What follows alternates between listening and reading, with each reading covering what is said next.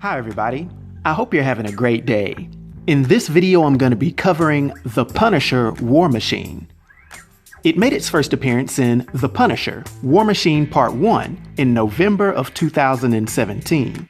Now of course this is the War Machine armor that's typically worn by James Rhodes, but during this period it was piloted by the well-renowned Punisher, whose real name is Frank Castle. While in this armor, he stands 6 feet 6 inches tall and weighs 470 pounds, having access to the immense firepower of the variable threat response battlesuit, which, as you may know to the Punisher, would be like being a kid in a candy store.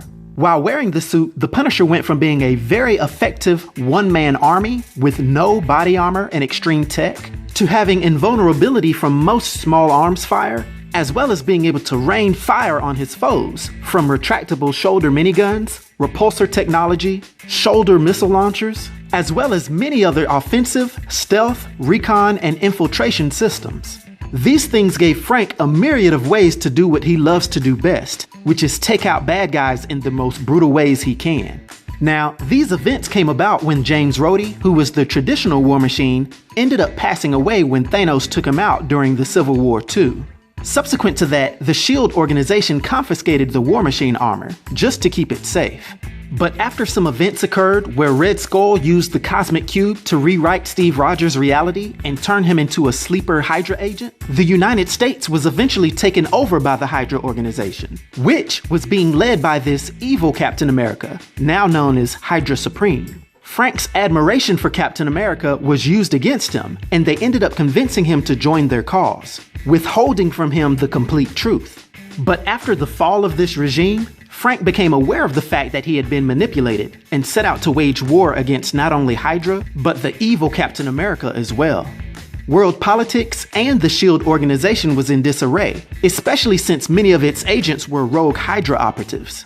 It was due to this that Nick Fury thought Frank was a good candidate to help contain the political turmoil happening in the nation of Chernaya, particularly the Chernian dictator General Petrov. Fury was able to convince the Punisher to take on the mission, then giving him the location and details about the facility that was holding the War Machine armor.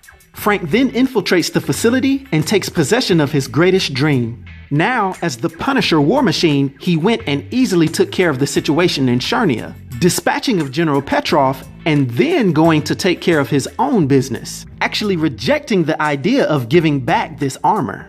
As Frank later goes about using the War Machine armor to up his ante on the war on crime, he not only becomes a target of Nick Fury, but others in the superhero community as well. He did, however, have a few allies, joining up with Black Widow and Winter Soldier to go on a mission to take out the Hydra commander, aka the evil Steve Rogers, who happened to be confined at a secret prison facility. Everything comes to a head when the Punisher War Machine, Black Widow, and Winter Soldier run into what remained of Hydra, who was under the leadership of Baron Zemo, as well as Iron Man and several other heroes, when they all converged on the place that the Hydra Supreme commander was being held. Hydra's plans were thwarted, but Iron Man attempting to get the War Machine armor back from Frank didn't go so well, and the Punisher was able to escape.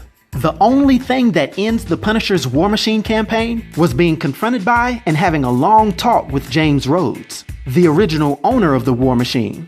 And after they had a deep heart-to-heart talk between old soldiers, Frank was convinced to finally relinquish control of the War Machine. Now, due to his powers and capabilities and his influence on the Marvel Universe, for my 1 to 10 rating, I'll give Punisher War Machine a rating of 7, which is a master rating. I hope everyone enjoyed this video. I'll talk to you next time. Be sure to like and subscribe to The New Sage.